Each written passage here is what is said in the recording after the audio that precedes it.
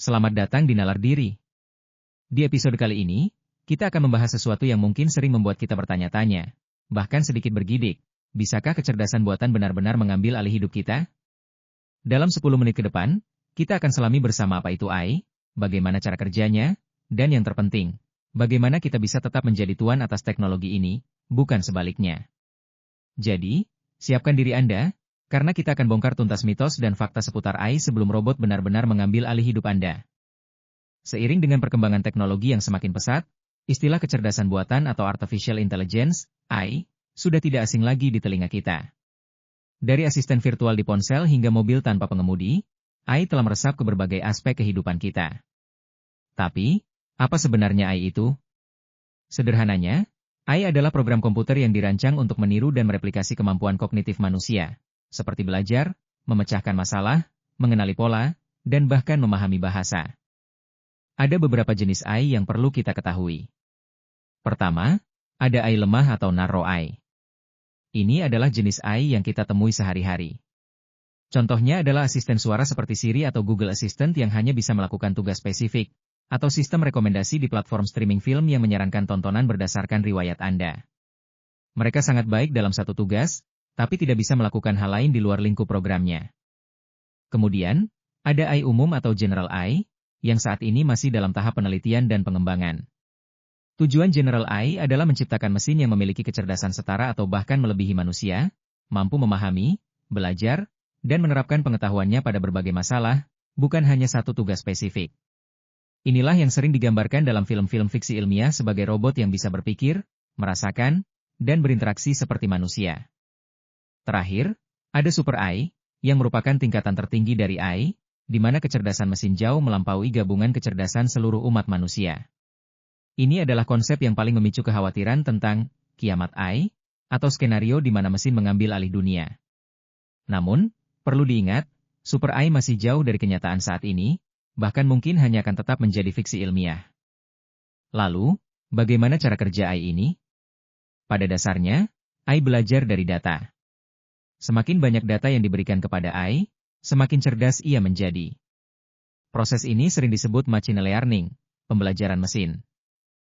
Bayangkan Anda sedang mengajari seorang anak kecil mengenali kucing. Anda akan menunjukkan banyak gambar kucing, dari berbagai sudut, warna, dan ukuran. Semakin banyak gambar yang ditunjukkan, semakin baik anak itu mengenali kucing di masa depan. Konsepnya sama dengan AI. Dalam machine learning, ada beberapa pendekatan yang umum digunakan.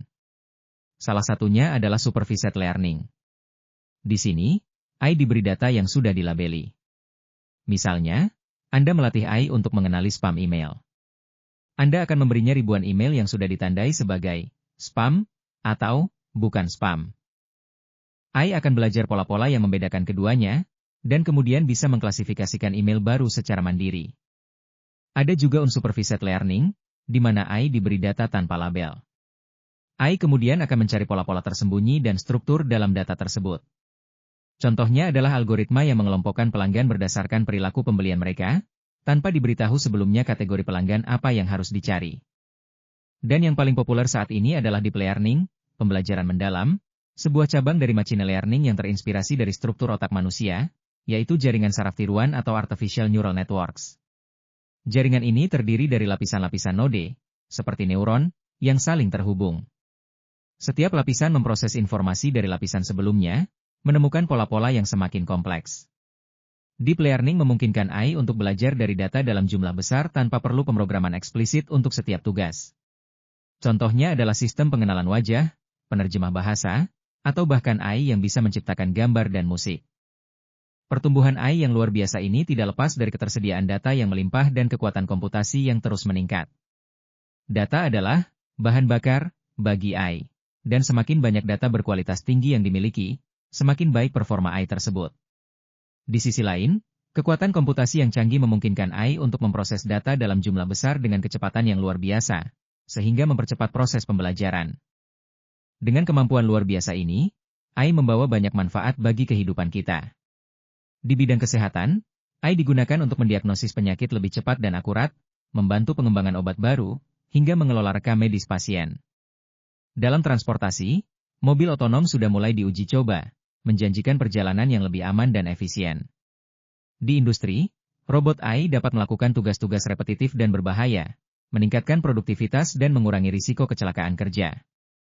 Bahkan dalam kehidupan sehari-hari, AI membantu kita menemukan informasi, mengatur jadwal, hingga memberikan rekomendasi hiburan yang sesuai dengan preferensi kita. Namun, tidak dapat dipungkiri bahwa kemajuan AI juga memunculkan kekhawatiran. Salah satu ketakutan terbesar adalah hilangnya pekerjaan akibat otomatisasi. Ketika AI dan robot bisa melakukan tugas-tugas yang sebelumnya dilakukan manusia, banyak pekerjaan yang berpotensi tergantikan. Ini adalah tantangan yang perlu kita hadapi dengan serius, dan bukan berarti kita harus panik. Sebaliknya, kita perlu mempersiapkan diri dengan meningkatkan keterampilan yang tidak mudah digantikan oleh AI, seperti kreativitas, pemikiran kritis, empati, dan kemampuan beradaptasi. Kekhawatiran lain adalah masalah etika dan bias dalam AI. AI belajar dari data yang diberikan kepadanya. Jika data tersebut mengandung bias, maka keputusan yang dihasilkan oleh AI pun akan bias. Misalnya, sistem perekrutan berbasis AI yang dilatih dengan data dari perusahaan yang didominasi oleh satu gender atau ras tertentu, bisa saja secara tidak sengaja mendiskriminasi kandidat dari gender atau ras lain. Oleh karena itu, penting sekali untuk memastikan bahwa data yang digunakan untuk melatih AI itu representatif dan adil. Selain itu, ada juga kekhawatiran tentang privasi data.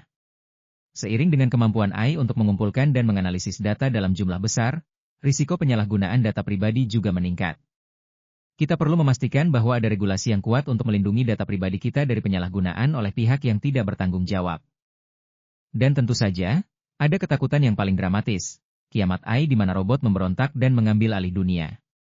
Meskipun skenario ini sangat populer dalam fiksi ilmiah, para ahli AI pada umumnya berpendapat bahwa ini adalah skenario yang sangat tidak mungkin terjadi dalam waktu dekat, atau bahkan tidak akan pernah terjadi sama sekali.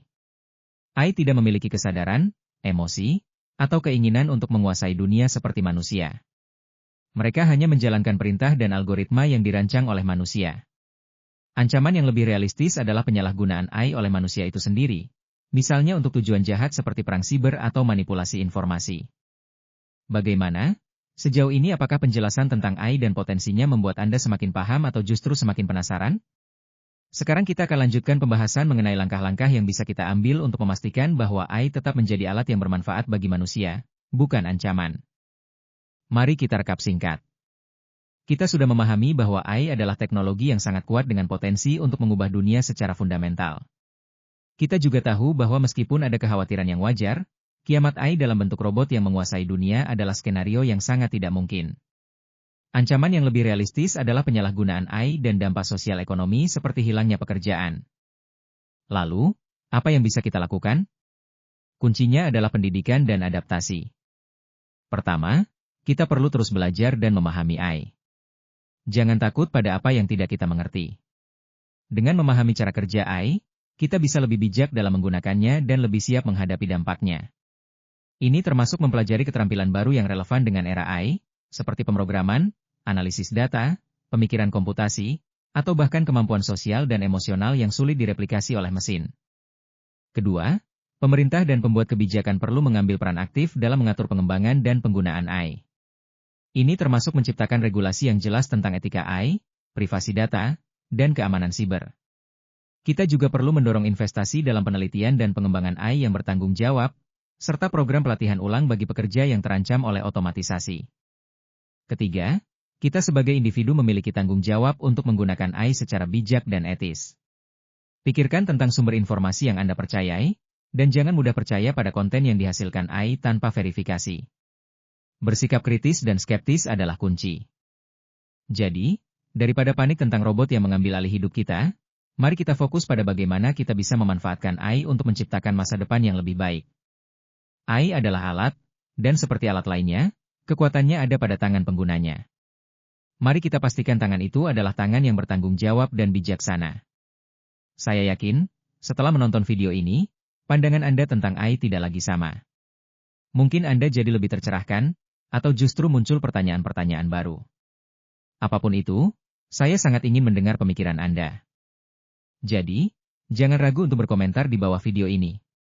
Bagikan pendapat Anda tentang masa depan AI, kekhawatiran Anda, atau bahkan ide-ide bagaimana kita bisa berkolaborasi dengan AI untuk kemajuan bersama. Jika video ini bermanfaat, Jangan lupa like, share, dan subscribe channel ini ya, dan nyalakan lonceng notifikasi supaya tidak ketinggalan tips komunikasi lainnya. Terima kasih sudah menonton, sampai jumpa di video berikutnya.